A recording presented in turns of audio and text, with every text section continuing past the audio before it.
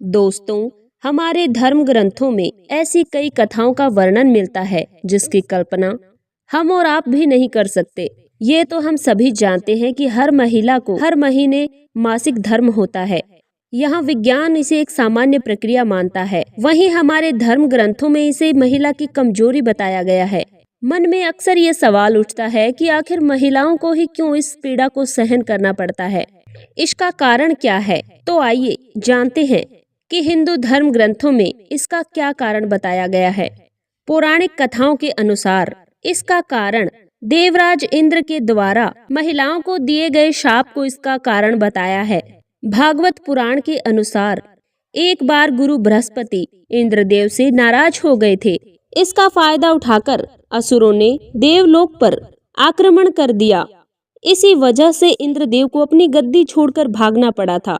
असुरों से खुद को बचाते हुए इंद्रदेव सृष्टि के रचनाकार ब्रह्मा जी के पास गए और ब्रह्मा जी से मदद मांगने लगे।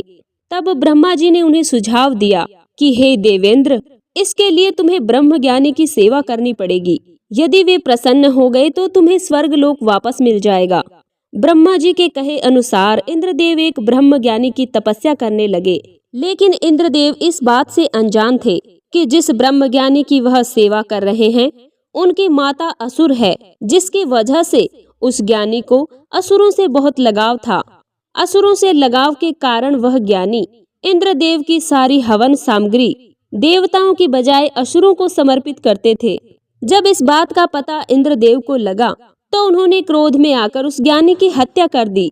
भगवान विष्णु ने ब्रह्म हत्या जैसे पाप की सजा से बचने का सुझाव देते हुए इंद्रदेव से कहा कि देवराज, इसके लिए आपको पेड़, भूमि, जल और स्त्री में अपना थोड़ा थोड़ा बांटना होगा। साथ में सभी को एक एक वरदान भी देना होगा। भगवान विष्णु के कहे अनुसार इंद्रदेव ने सबसे पहले पेड़ को चुना और पेड़ से पाप का अंत लेने के लिए अनुरोध किया।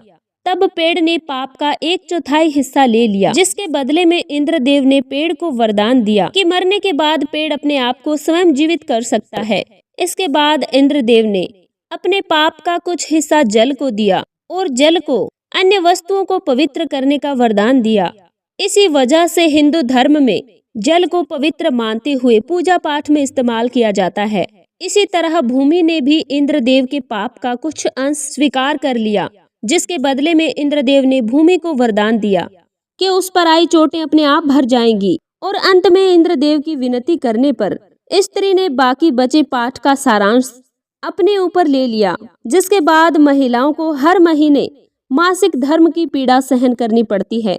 लेकिन इसके बदले में इंद्रदेव ने महिलाओं को एक वरदान भी दिया कि पुरुषों की तुलना में महिलाएं काम का आनंद ज्यादा ले पाएंगी, और तभी से महिलाएं मासिक धर्म के रूप में ब्रह्म हत्या का पाप झेल रही हैं।